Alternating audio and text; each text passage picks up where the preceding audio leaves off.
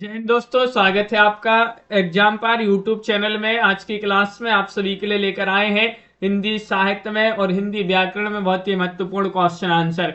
साहित्य और व्याकरण से संबंधित क्वेश्चन आंसर आज आपकी इस क्लास में होने वाले हैं, तो वीडियो को लाइक और चैनल को सब्सक्राइब अवश्य कर लीजिएगा। रोज आप सभी के लिए क्लास लाई जाती है रात्रि में 9 बजे, तो सभी लोग जल्दी से जुड़ जाइएगा। वीडियो को शेयर भी करते जाएं सभी लोग। और आप सभी के लिए बता दें कि अगर आपके लिए हिंदी साहित्य में 6000 वस्तुनिष्ठ प्रश्नोत्तर की पीडीएफ परचेस करना है, मात्र अभी 150 रुपए में ये पीडीएफ आपके लिए मिल जाएगी। इसी के साथ अगर आप हिंदी व्याकरण और हिंदी के 215 कवियों का संपूर्ण जीवन परिचय वाली पीडीएफ मंगवाना है तो 250 रुपए में ये तीनों पीडीएफ आपके लिए उपलब्ध है। आप 9399553966 पर आप संपर्क करिएगा। अगर आपके लिए यूपी टीजीटी पीजीटी के मॉडल पेपर मंगवाने 10 सेट अभी 50 रुपए में मिल जाएंगे। एमपी टेट की तैयारी कर रहे हैं अगर आप वर्ग 2 की, तो इकाई 1 से इकाई 19 तक की पीडीएफ है अभी, जिसमें आपके 250 रुपए में तीनों पीडीएफ मिल जाएंगी। अगर आपके लिए इकाई 11 से 19 तक की पीडीएफ बस मंगवाना है तो ये 100 रुपए में अभी आपके लिए उपलब्ध है। तो ये नंबर जो दिया गया है इस पर आप संपर्क करिएगा। आज का पहला क्वेश्चन यहाँ पर दिया गया है, देखिएगा। थोड़ा दूध चाहिए वाक्य में थोड़ा शब्द क्या है? संख्यावाचक विशेषण या फिर परिमाणवाचक विशेषण, गुणवाचक या सार्वनामिक विशेषण? इनमें से आप सभी के लिए यहाँ पर चयन करना है। क्वेश्चन नंबर आप सभी का यहाँ पर 68 दिया गया। 68 से आप सभी के लिए यहाँ पर सही आंसर चयन करना है। तो आप सभी का यहाँ पर सही आंसर होगा थोड़ा जो है परिमाणवाचक विशेषण के अंतर्गत आएगा। जो वस्तुओं का जो है नापतोल होता है तो वह जो है परिमाणवाचक विशेषण के अंतर्गत आती हैं। अगला क्वेश्चन यहाँ पर देखिएगा, निम्न में से सकर्मक क्रिया कौन सी है? हंसना, रोना, खाना या फिर टहलना? सकर्मक क्रिया आप सभी के लिए यहाँ पर चयन करना है। क्वेश्चन 69 यहाँ पर दिया गया है। 69 में आप सभी का यहाँ पर सही आंसर होगा सकर्मक क्रिया के अंतर्गत खाना जो है सकर्मक क्रिया के अंतर्गत आएगा। विकल्प आप सभी का यहाँ पर जो सी वाला जो विकल्प है वह आपका यहाँ पर सही आंसर है। जिसका पहला पद विशेषण और दूसरा पद विशेष तो क्या कहलाता है? बहुब्रीहि समास या द्विगु समास, अव्ययीभाव समास या कर्मधारय समास? क्वेश्चन नंबर आप सभी का यहाँ पर 70 दिया गया। गीता जी, प्रिया जी, अनंत जी, शिव प्रसाद जी, आप सभी का यहाँ पर सही आंसर क्या होगा कि जिसका पहला पद विशेषण और दूसरा पद विशेष्य हो, तो वहां पर कौन सा समास होगा? समास चयन करना है आप सभी के लिए। तो वहां पर आप सभी का यहाँ पर कर्मधारय समास होगा। कर्मधारय आप सभी का यहाँ पर डी वाला जो विकल्प है वह आप सभी का यहाँ पर सही आंसर है। दीपा जी, अगला क्वेश्चन यहाँ पर दिया है, डॉक्टर गुलाब राय के अनुसार रीतिकाल का प्रथम कवि कौन है? आप सभी के लिए पता ही होगा कि अलग अलग विद्वानों ने जो है अलग अलग कवि माने हैं, कवियों को लेकर मतभेद है। तो डॉक्टर गुलाब राय के अनुसार रीतिकाल का प्रथम कवि कृपाराम, सोहनलाल, चिंतामणि त्रिपाठी या फिर केशवदास? इनमें से आप सभी के लिए यहाँ पर बताना है। 71 में केशवदास आपका यहाँ पर सही आंसर होंगे। विकल्प नंबर डी वाला जो विकल्प है वह आप सभी का यहाँ पर सही आंसर है। क्वेश्चन नंबर आप सभी का यहाँ पर 72 दिया गया है। 72 में आप सभी के लिए यहाँ पर बताने की सुनहूं तात है अकथ कहानी आत्मकथा है, ये आपके लिए बताना है। ये आपके लिए बताना सुनहु तात है अकथ कहानी। आत्मकथा किनकी आत्मकथा? उषा प्रियंवदा, शिवानी, कृष्णा सोबती या फिर रजनी पनिक्कल? तो आप सभी का यहाँ पर सही आंसर क्या होगा?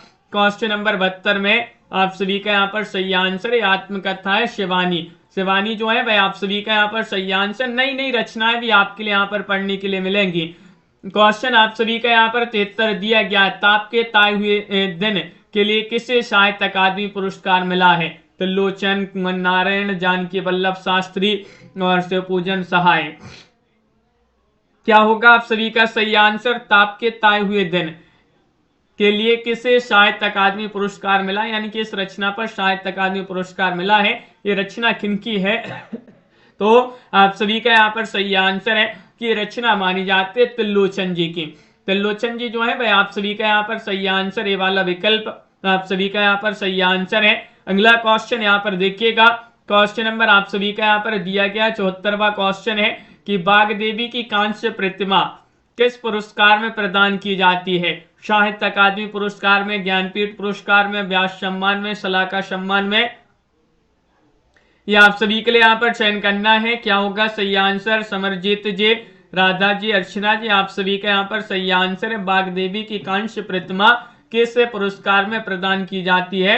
आप सभी का यहाँ पर सही आंसर होगा ज्ञानपीठ पुरस्कार। विकल्प नंबर बी वाला विकल्प आप सभी का यहाँ पर सही आंसर होगा। क्वेश्चन नंबर 75 दिया है, छायावाद के समाप्ति काल के आसपास सामाजिक चेतना को लेकर कौन सा वाद निर्मित होना आरंभ हुआ? प्रगतिवाद, प्रयोगवाद, नकेनवाद, नवकवितावाद। इनमें से आप सभी के लिए बताना है। क्वेश्चन नंबर 75 दिया गया है कि छायावाद के समाप्ति काल के आसपास सामाजिक चेतना को लेकर कौन सा वाद निर्मित होना आरंभ हुआ? आप सभी का यहाँ पर सही आंसर है, वह वाद है प्रगतिवाद। विकल्प नंबर 1 आप सभी का यहाँ पर सही आंसर है प्रगतिवाद। जिन्होंने भी यहाँ पर चयन किया है उनका यहाँ पर सही आंसर होगा। क्वेश्चन नंबर आप सभी का यहाँ पर 76वां क्वेश्चन दिया गया है। देखिएगा क्या है यहाँ पर क्वेश्चन आपका ये रहा कि शरण का पर्यायवाची शब्द क्या माना जाता है? शरण का पर्यायवाची प्रतान माना जाता है, त्राण माना जाता है, कटक या द्वरद। इनमें से आप सभी के लिए यहाँ पर बताने शरण का पर्यायवाची शब्द क्या माना जाता है? व्याकरण और साहित्य से संबंधित मिक्स क्वेश्चन होंगे आपके यहाँ पर। बहुत ही जो है महत्वपूर्ण क्वेश्चन है। और आप सभी का यहाँ पर शरण का पर्यायवाची त्राण माना जाता है। त्राण आपका यहाँ पर वी वाला विकल्प सही आंसर होगा। विराग का विलोम शब्द क्या माना जाता है? अभिराम है, प्रतिराग है, सविराम है, अनुराग है। विराग का विलोम शब्द आप सभी के लिए बताना है।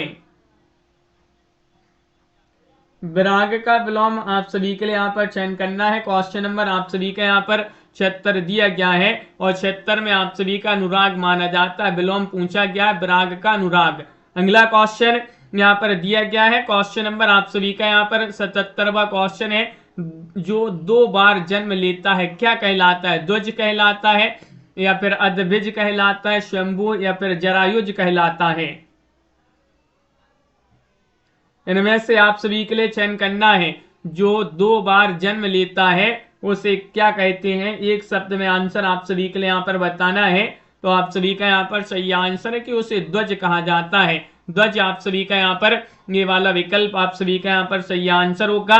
क्वेश्चन नंबर 78 यहाँ पर दिया गया है। 78 में आपके लिए बताने जिगीषा शब्द का अर्थ क्या होता है? जिगीषा शब्द यानी कि जीने की इच्छा, वध की इच्छा, जीतने की इच्छा या जागने की इच्छा। इनमें से आप सभी के लिए 78 में चयन करना है।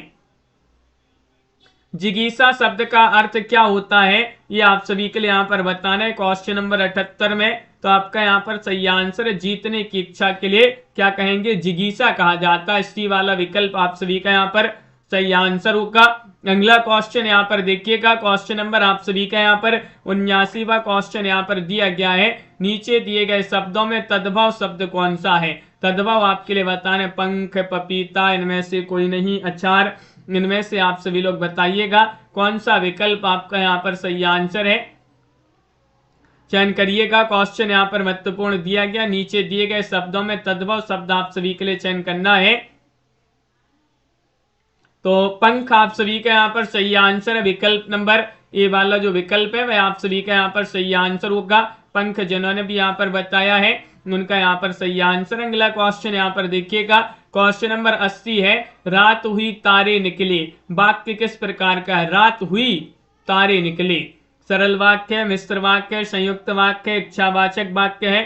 ये वाक्य का प्रकार आप सभी के लिए यहाँ पर चयन करना है।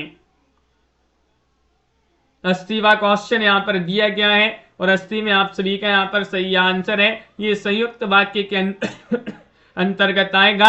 रात हुई तारे निकले संयुक्त वाक्य आपका यहाँ पर सही आंसर होगा। सी वाला विकल्प।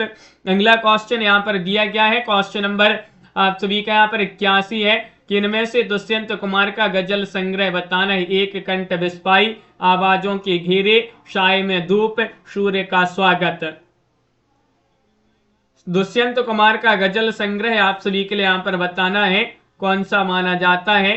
81वां क्वेश्चन यहाँ पर दिया गया है। सभी के कमेंट यहाँ पर देख रहे हैं, बहुत बढ़िया, सभी लोग आंसर बताते जा रहे हैं। साय में धूप आप सभी का यहाँ पर सी वाला विकल्प, साय में धूप सही आंसर होगा। अगला क्वेश्चन यहाँ पर दिया है।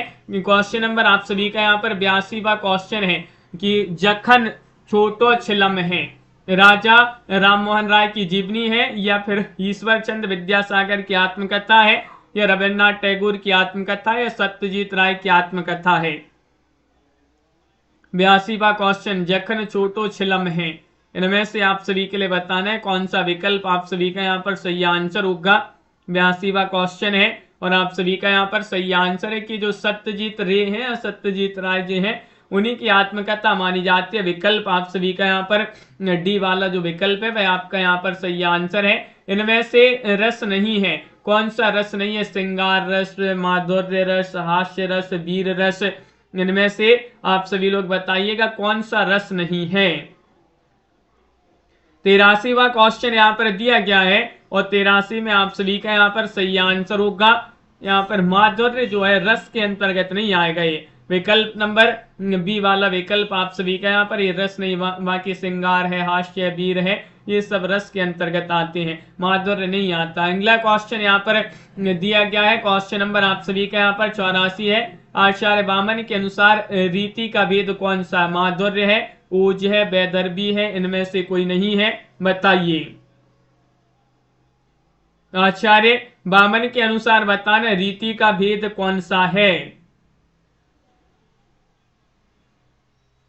तो आप सभी का यहाँ पर सही आंसर होगा क्वेश्चन नंबर 84 में। विकल्प आप सभी का यहाँ पर सही आंसर क्या है? 84 में आप सभी का यहाँ पर सही आंसर होगा विकल्प नंबर सी, वैदर्भी आप सभी का यहाँ पर सही आंसर होगा। वैदर्भी आपका सही आंसर है। 85वां क्वेश्चन है कि नाथ पंथ का दार्शनिक आधार क्या है? जैन मत, शाक्त मत, शैव मत, बौद्ध मत, इनमें से चयन करना है कि नाथ पंथ का दार्शनिक आधार क्या माना जाता है। आप सभी लोग यहाँ पर सही आंसर चयन करेंगे। 85वां क्वेश्चन यहाँ पर दिया गया है और 85 में आप सभी का यहाँ पर सही आंसर है नाथ पंथ का दार्शनिक आधार शैव मत माना जाता है। सी वाला जो विकल्प है वह आप सभी का यहाँ पर शैव मत आप सभी का सही आंसर है। कीर्तिलता जो है किस भाषा में रचित है? कीर्तिलता की भाषा ब्रज भाषा है, अभट्ट है, मैथिली है, अवधी है।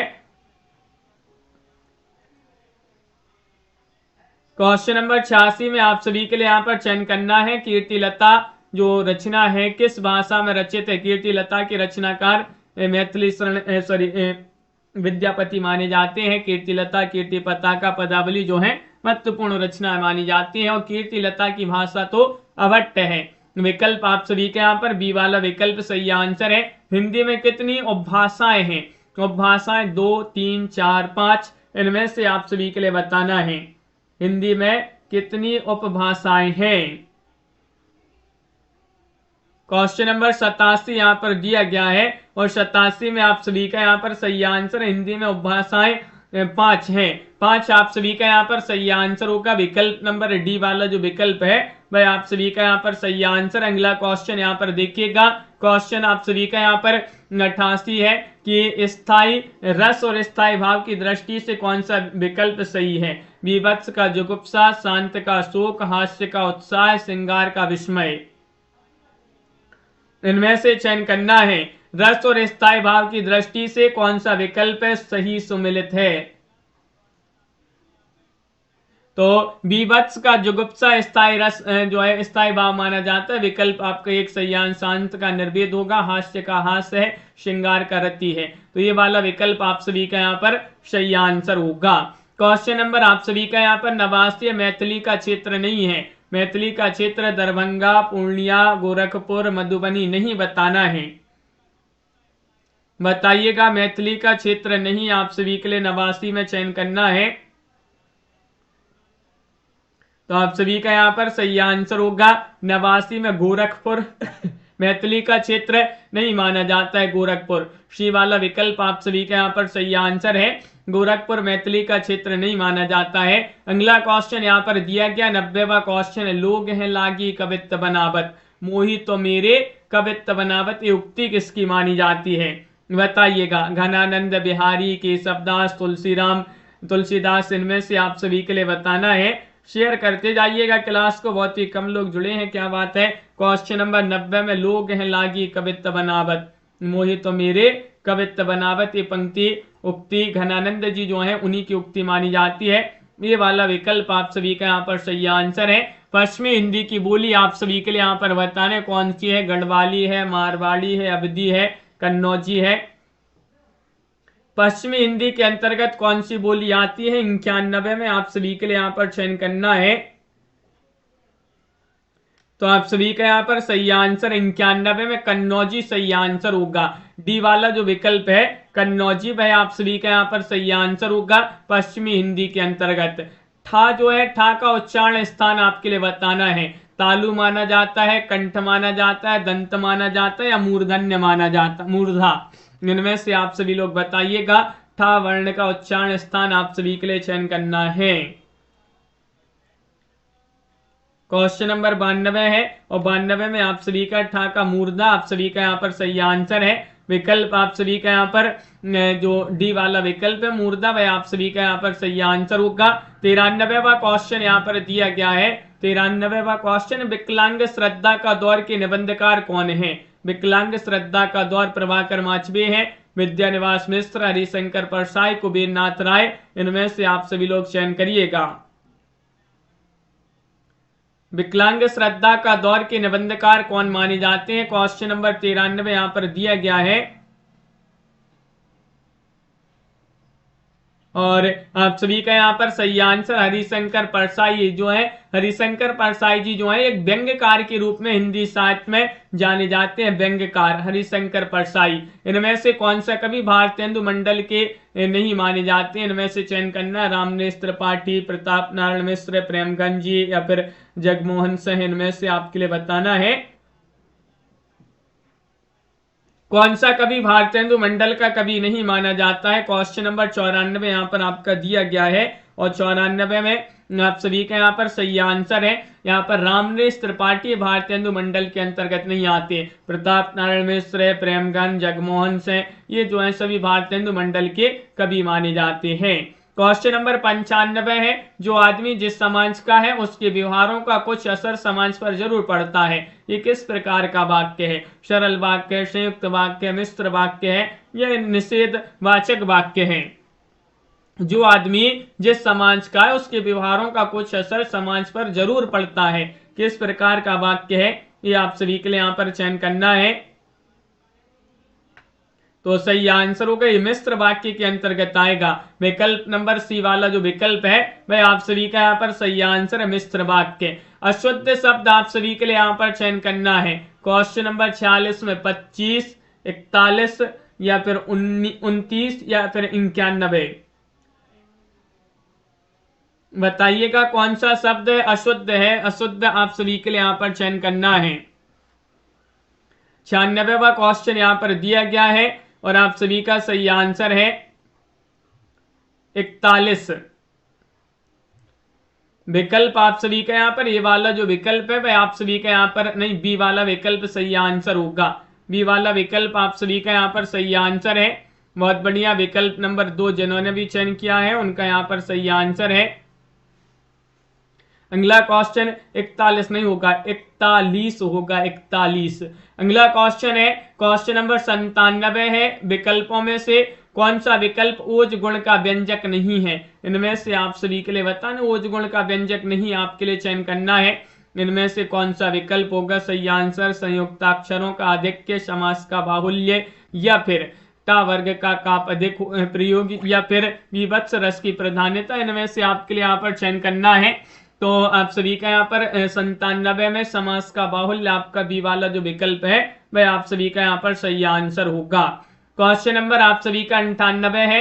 इनमें से किस साहित्यकार का संबंध बिहार से नहीं है। नहीं बताने से पूजन सहाय, हजारी प्रसाद द्विवेदी, दिनकर जी या फणीसुनाथ रेणु जी, बताइएगा आप सभी का यहाँ पर सही आंसर क्या होगा। क्वेश्चन नंबर 98 में आपके लिए बताना है इनमें से किस साहित्यकार का संबंध बिहार से नहीं है। नहीं आपके लिए बताना है तो हजारी प्रसाद द्विवेदी, ये बिहार से संबंधित नहीं है। तो कहां से संबंधित है बताइएगा, इनका जन्म कहां पर हुआ था हजारी प्रसाद द्विवेदी जी का।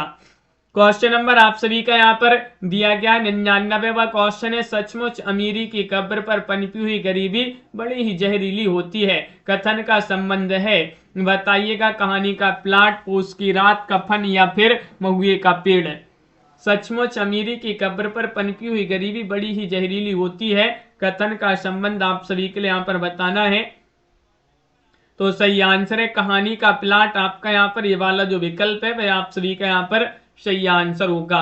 कहानी का प्लाट जो है वह आप सभी का सही आंसर। अगला क्वेश्चन है, भारतेंदु हरिश्चंद्र ने महिलाओं के लिए किस पत्रिका का प्रकाशन किया है? क्वेश्चन यहाँ पर महत्वपूर्ण दिया गया, बताइए। हरिश्चंद्र चंद्रिका, शुभचिंतक, बालाबोधनी या फिर उचित वक्ता? दीपक जी, आराध्या जी, डीके जी, पुनीता जी, आप सभी का यहाँ पर सही आंसर होगा।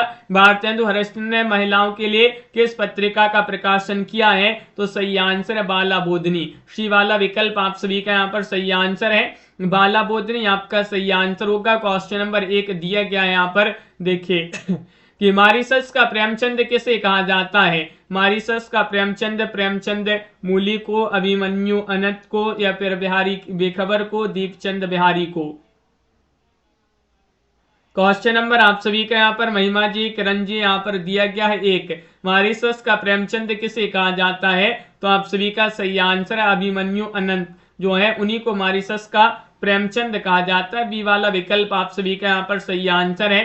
क्वेश्चन नंबर आप सभी का यहाँ पर दिया गया है अनिल जी 2 दिया गया, हिंदी साहित्य के इतिहास लेखन का सबसे पहला प्रयास किसने किया है? इनमें से बताने शिवसेन सेंगर ने, जॉर्ज ग्रेसन ने, मिस्र बंधु ने या गार्सा दातासी ने? क्या है सही आंसर? हिंदी साहित्य के इतिहास लेखन का सबसे पहला प्रयास किसने किया है? तो इनमें से आपका सही आंसर है क्वेश्चन नंबर 2 में गार्सा दत्तासी ने। गार्सा दत्तासी ने हिंदी साहित्य का इतिहास लिखा है, किस नाम से? तो आपका सही आंसर होगा निस्तवार दालालित्रित और इंदो हिंदुस्तानी। अगला क्वेश्चन यहाँ पर दिया गया है। क्वेश्चन नंबर आप सभी का यहाँ पर 3 है, आंख का अंधा घाट का पूरा मुहावरे का अर्थ बताना है। मित्र होकर शत्रुता करना, भले बुरे के साथ समान व्यवहार करना, धनवान मूर्ख है या फिर समन से काम ना करना? इनमें से आपके लिए बताना है आंख से अंधा, आंख का अंधा, गांठ का पूरा मुहावरे का अर्थ आप सभी के लिए चयन करना है। धनवान मूर्ख आपका यहाँ पर सही आंसर है। विकल्प नंबर सी वाला विकल्प आप सभी का यहाँ पर सही आंसर होगा। पोर्ट विलियम कॉलेज की स्थापना कब हुई है? ये बताना है 1400 यहाँ पर क्वेश्चन है आपका 4104। क्वेश्चन नंबर 4 में आप सभी के लिए बताना है पोर्ट विलियम कॉलेज की स्थापना 1800 में, 1835 में, 1839, 1857 में। पोर्ट विलियम कॉलेज जो कि कलकत्ता में इसकी स्थापना हुई थी और कब हुई थी? 1800 ईस्वी में। ये वाला विकल्प आप सभी का यहाँ पर सही आंसर होगा 1800 ईस्वी। मेधा जी, सोनल जी। अगला क्वेश्चन है, लाल पान की बेगम कहानी के पात्र आप सभी के लिए बताना है। फणसनाथ रेणु जी की रचना कहानी मानी जाती है। लाल पान की बेगम गोवर्धनिया है, हल्कू मुन्नी है, बिरजू चंपिया है या चंपा बुद्धगुप्त है?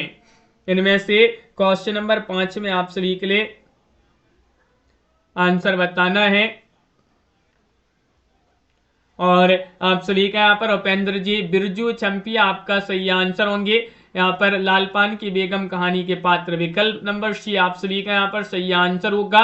रविंद्रनाथ ठाकुर को किस पुस्तक के लिए नोबेल पुरस्कार मिला है? इनमें से आपके लिए बताना है सोनारतारी, गोरा या फिर गीतांजलि या चित्रांगदा? इनमें से आप सभी लोग बताइए किस रचना पर इनके लिए नोबेल पुरस्कार मिला है?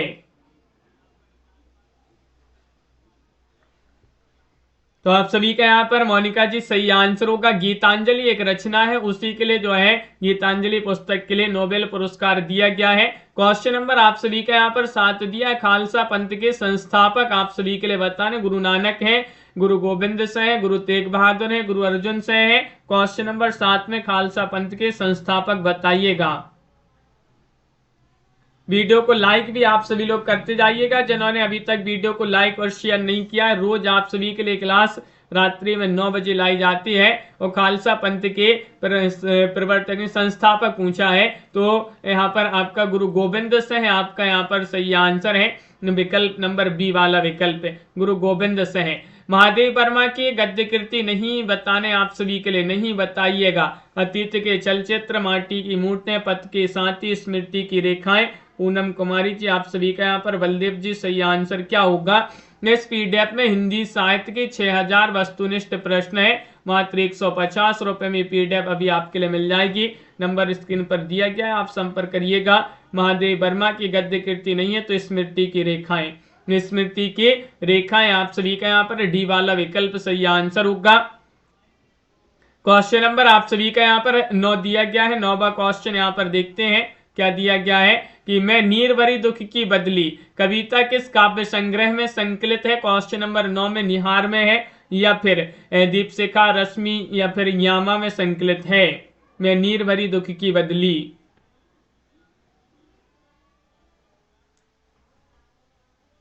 तो आप सभी का यहाँ पर सही आंसर होगा।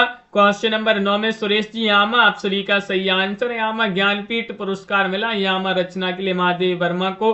अगला क्वेश्चन है किस कृति के लिए दिनकर को ज्ञानपीठ पुरस्कार मिला है। दिनकर जी को कुरुक्षेत्र के लिए या फिर रश्मि रथी, उर्वशी या संस्कृति के 4 अध्याय।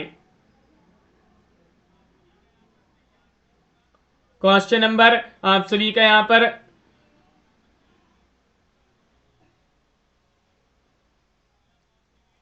10 दिया गया है और 10 में आप सभी का यहाँ पर सही आंसर कौन सा विकल्प यहाँ पर सही आंसर है। तो 10 में उर्वशी आपका यहाँ पर सही आंसर है। उर्वशी जिन्होंने भी यहाँ पर चयन किया है उनका यहाँ पर सही आंसर होगा। अगला क्वेश्चन है प्रगतिवादी धारा के कवि है कौन है, इनमें से आपके लिए बताना है तो बताइएगा क्या होगा सही आंसर। प्रगतिवादी धारा के कवि आप सभी के लिए यहां पर बताना है।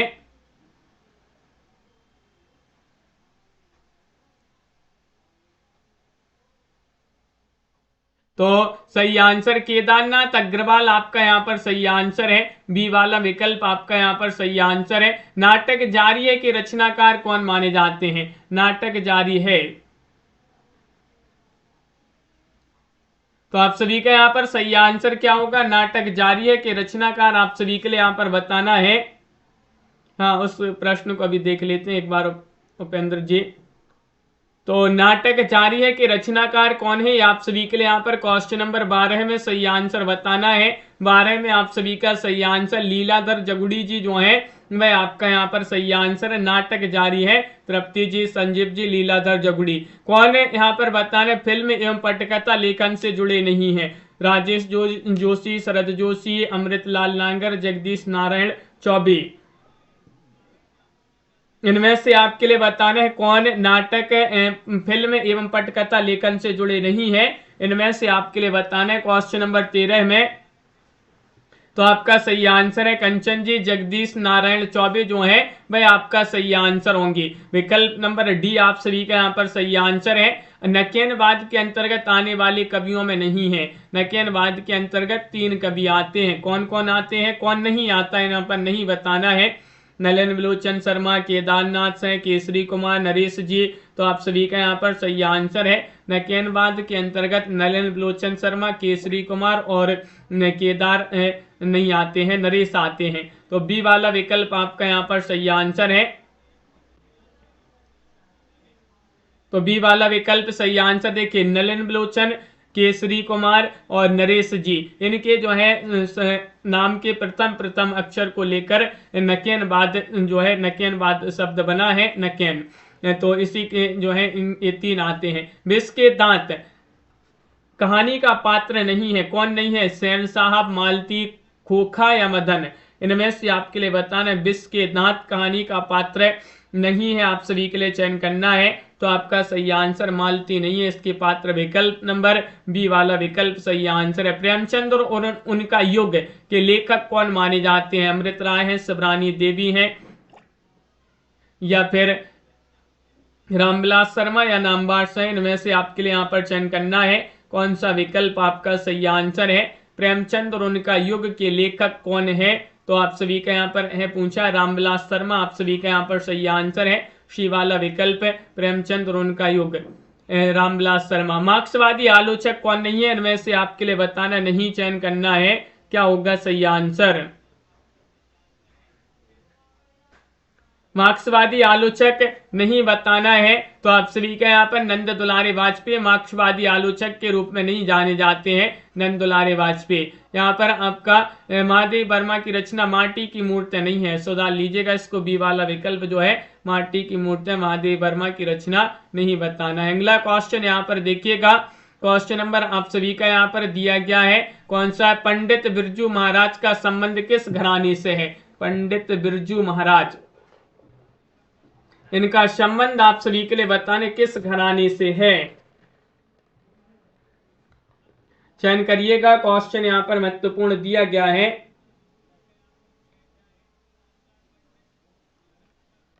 और आप सभी का यहाँ पर सही आंसर है रागिनी जी, किरण जी। विकल्प आप सभी का यहाँ पर लखनऊ घराना आपका सही आंसर होगा, डी वाला जो विकल्प है लखनऊ घराना वह आप सभी का यहाँ पर सही आंसर है। अगला क्वेश्चन यहाँ पर दिया गया है, क्वेश्चन नंबर आप सभी के यहाँ पर 19 है, सर्वप्रथम गांधी जी को महात्मा गांधी कहकर किसने संबोधित किया है? 19 में रविन्द्रनाथ टैगोर या फिर सुभाष चंद्र बोस, ज्योतिबा फुले, भीमराव अम्बेडकर। इनमें से आप सभी के लिए बताना है लता जी कौन सा विकल्प आपका सही आंसर है। सर्वप्रथम गांधी जी को महात्मा कहकर किसने संबोधित किया है? तो रविंद्रनाथ आपका सही आंसर है, विकल्प नंबर ये वाला विकल्प जो है वह आपका सही आंसर है। अगला क्वेश्चन, क्वेश्चन आप सभी का 20 दिया गया है कि तुम कौन दो पार्टी पढ़े हो लैला, मन लेहूं पे देहूं छटाक नहीं। उपरोक्त पंक्ति के कवि आप सभी के लिए बताना है क्या होगा। आप सभी का यहाँ पर सही आंसर बताइए, सूरदास या फिर घनानंद बिहारी या फिर पद्माकर। सुनीलम जी आप सभी का यहाँ पर, पारुल जी, अनंत जी सही आंसर होगा 20 में घनानंद आपका सही आंसर है। घनानंद जिन्होंने भी यहाँ पर चयन किया है उनका यहाँ पर सही आंसर है। अगला क्वेश्चन यहाँ पर दिया गया है, क्वेश्चन नंबर आप सभी का यहाँ पर 21 राहुल सांकृत्यायन की रचना नहीं है, कौन सी नहीं है? बोलगा से गंगा, सतमी के बच्चे, किन्नर देश में, कुल्ली भाट। इनमें से आपके लिए बताना है। पूनम कुमारी जी आप सभी का सही आंसर होगा, कौन सी रचना राहुल सांकृत्यायन की नहीं है बताना है। ये पीडीएफ जिनके लिए चाहिए हो एक बार संपर्क कर लीजिएगा, नंबर स्क्रीन पर दिया गया है। मात्र 150 रुपए की पीडीएफ है, 6000 क्वेश्चन होंगे इसमें। राहुल सांकृत्यायन की रचना नहीं है, कुल्ली भाट आपका सही आंसर होगा, डी वाला विकल्प है। आकाश का पर्यायवाची कौन सा नहीं है? नहीं बताने, अंतरिक्ष, वासव, अब्र या फिर तारापथ। आकाश का पर्यायवाची शब्द नहीं है, तो नहीं में आप सभी का यहाँ पर सही आंसर होगा। आकाश का पर्यायवाची शब्द नहीं है वासव, वासव आप सभी का यहाँ पर सही आंसर, बी वाला जो विकल्प है वह आप सभी का यहाँ पर सही आंसर है। वासव आकाश का पर्यायवाची नहीं माना जाता है। अव्ययी भाव समास नहीं है, किसमें नहीं है? तिलचट्टा, अनजाना, पल पल, रातों रात, 23 में सही आंसर। अव्ययी भाव समास नहीं बताने आप सभी के लिए यहाँ पर क्वेश्चन नंबर 23 आप सभी का यहाँ पर दिया गया है और 23 में आप सभी का सही आंसर है तिलचट्टा, विकल्प नंबर 1 आप सभी का यहाँ पर सही आंसर है तिलचट्टा। जिन्होंने भी चयन किया है उनका यहाँ पर सही आंसर होगा लता देवी जी। क्वेश्चन नंबर आप सभी का यहाँ पर दिया गया 24, कौन है काव्य, कौन सा काव्य हेतु का प्रकार नहीं है? कौन सा काव्य हेतु का प्रकार नहीं है? प्रतिभा, व्युत्पत्ति, अभ्यास या फिर अभिव्यंजना। क्वेश्चन नंबर 24 यहाँ पर दिया गया है, 24 में आप सभी के लिए यहाँ पर चयन करना है कौन सा काव्य हेतु का प्रकार नहीं है। आप सभी के लिए यहाँ पर चयन करना है, नहीं में अभिव्यंजना आपका सही आंसर होगा। अभिव्यंजना नहीं है, बाकी प्रतिभा, व्युत्पत्ति, अभ्यास ये सभी माने जाते हैं। दोहा में विषम और सम चरणों में मात्राओं का क्रम क्या होता है?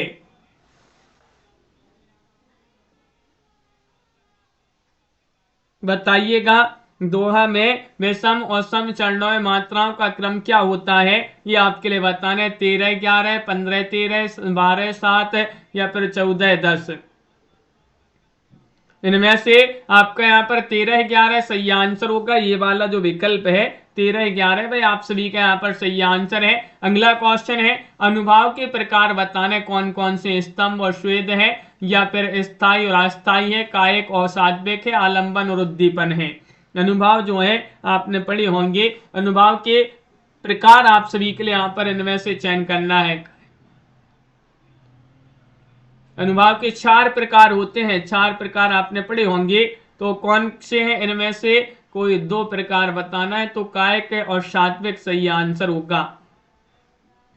कायिक और सात्विक, मानसिक और आहार्य, आप सभी का यहाँ पर ये 4 प्रकार होते हैं, तो यहाँ पर सी वाला विकल्प सही आंसर होगा। क्वेश्चन नंबर आप सभी का यहाँ पर 27 है वह क्वेश्चन दिया है, जिसका प्रतिपादन किया जाए के लिए एक शब्द क्या होगा। प्रयुक्ता, प्रतिपाद्य, प्रतिमान, प्रतिवादी कहा जाता है, उसके लिए क्या होगा सही आंसर, जिसका प्रतिपादन किया जाए।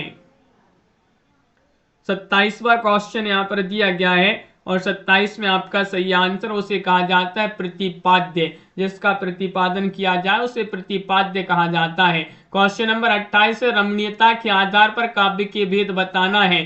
गद्य, पद्य, मिश्रित, श्रव्य, दृश्य, या फिर उत्तम, मध्यम, अधम, या फिर गीत और मुक्तक है।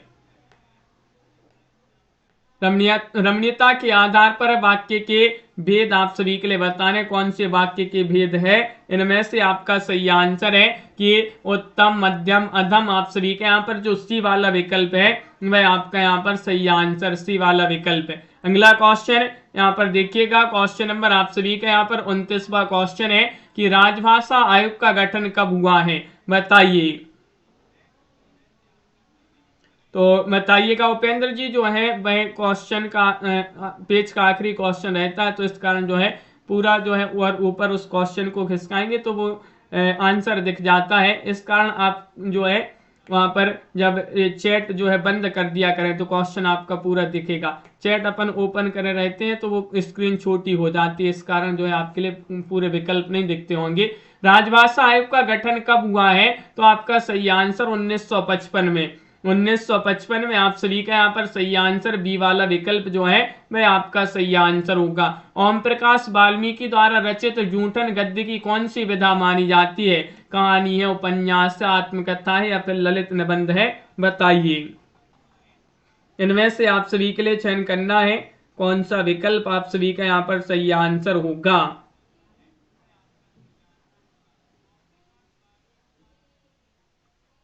इनमें से आप सभी के लिए चयन करना है कौन सा विकल्प आप सभी का यहाँ पर सही आंसर है।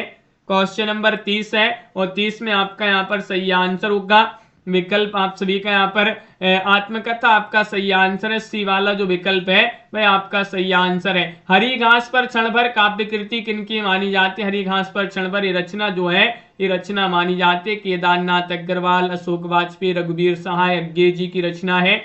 इनमें से आप सभी के लिए यहाँ पर बताना हरी घास पर क्षण भर रचना किनकी है। ये रचना आपने पढ़ी होगी, अज्ञे जी की रचना है। सच्चिदानंद हीरानंद बादशाह अज्ञे। जगदीश चंद्र माथुर द्वारा रचित नहीं है कौन सी रचना। पहला राजा इनकी रचना है, शारदिया भी है, सिंदूर की होली नहीं है, कोणार्क भी इन्हीं की रचना है। तो सिंदूर की होली के रचनाकार आप बताएंगे कौन माने जाते हैं। सिंदूर की होली एक महत्वपूर्ण रचना है और किन की रचना है।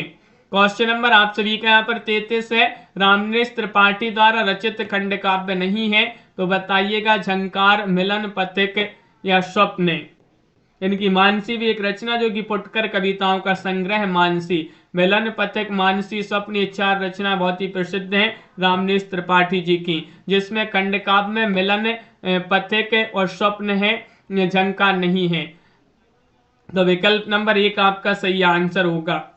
अगला क्वेश्चन है क्या दिया गया है। हाँ, लक्ष्मी नारायण लाल होंगे सिंदूर की होली के रचनाकार। द ट्रेवलर का अनुवाद है, काव्य अनुवाद किसने, काव्य अनुवाद है किस नाम से। श्रांत पथिक, उजड़ ग्राम, एकांतवास योगी या फिर बनाष्टक। पुनीता जी, बलबीर जी, रजनी जी, आप सभी का यहाँ पर रोली जी, सोनल जी सही आंसर है। दीपक जी, द ट्रेवलर का काव्य अनुवाद है श्रांत पथिक। विकल्प नंबर 1 आप सभी का यहाँ पर सही आंसर है। क्वेश्चन नंबर 35 दिया, दूसरी परंपरा की खोज के लेखक कौन माने जाते हैं। इनमें से बताना है बच्चन सिंह है, रामविलास शर्मा है, नामवर सिंह है या फिर गुलाब राय है। दूसरी परंपरा की खोज बहुत ही महत्वपूर्ण रचना है, एक आलोचनात्मक रचना के अंतर्गत आएगी, आलोचना विधा के अंतर्गत आएगी ये रचना और इसके रचनाकार नामवर सिंह माने जाते हैं। दूसरी परंपरा की खोज नामवर सिंह है। इस प्रकार जो है आज की क्लास में बहुत ही महत्वपूर्ण क्वेश्चन आंसर थे अपने हिंदी साहित्य और व्याकरण से संबंधित। आप सभी के लिए अगर पीडीएफ मंगवाना है तो अभी व्हाट्सएप पे आपके लिए जो है पीडीएफ तुरंत सेंड कर दी जाती है, मात्र 150 रुपए की पीडीएफ है। इसी के साथ अगर आप हिंदी व्याकरण में टॉपिक वाइज वस्तुनिष्ठ प्रश्नोत्तर और हिंदी के 215 कवियों का संपूर्ण जीवन परिचय वाली पीडीएफ मंगवाते हैं, ये तीनों पीडीएफ आपके लिए 250 रुपए मिल जाएंगे। 9399553966 पर संपर्क कर लें। अगर आप यूपी टीजीटी पीजीटी की तैयारी कर रहे हैं, मॉडल पेपर मंगवाना है, मात्र अभी 50 रुपए में ये 10 सेट मॉडल पेपर के मिल जाएंगे। एमपी टेट वर्ग 2 की तैयारी कर रहे हैं और आपके लिए इकाई 1 से इकाई 19 तक की पीडीएफ मंगवाना है, जिसमें हिंदी साहित्य की पीडीएफ होगी। इसी के साथ हिंदी व्याकरण की पीडीएफ और इकाई 11 से 19 की पीडीएफ, ये तीनों पीडीएफ अभी 250 रुपए में उपलब्ध है। और अगर आपके लिए इकाई 11 से 19 तक की बस पीडीएफ परचेस करना है तो ये 100 रुपए में है। तो आपके लिए 9399553966 जो नंबर दिया गया है इस पर आप संपर्क करिएगा। रोज आप सभी के लिए रात्रि में ये 9 बजे क्लास लाई जाती है और शाम को 4 बजे भी क्लास होती है और सुबह 9:10 पर भी एक क्लास होती है। तो इन क्लासों से सभी लोग जुड़िएगा और वीडियो को लाइक अवश्य करते जाइएगा। दीपक जी, मेधा जी, कीर्ति जी, रजनी जी, तृप्ति जी, दीपमाला जी, सोनल जी, डीके जी, आकाश जी, अनिल जी और सुषमा जी, रागनी जी, संजीव जी, बबीता जी, प्रिया जी, मालती जी, कुमुद जी, लता देवी जी, रोली जी, उपेंद्र जी और अनंत जी, पुनीता जी, आकाश जी, सुनीलम जी, बलबीर जी और महिमा जी, मोनिका जी, पारुल जी, प्यारीलाल जी, उपेंद्र जी, सुरेश जी, दीपक जी, आप सभी के लिए बहुत बहुत धन्यवाद। संजीव जी, रोज आप सभी लोग जो है समय से जुड़ जाया करें। आप सभी के लिए महत्वपूर्ण क्वेश्चन आंसर इस क्लास में लाए जाते हैं। तो आज के वीडियो में बस इतना ही और सभी के लिए जय हिंद।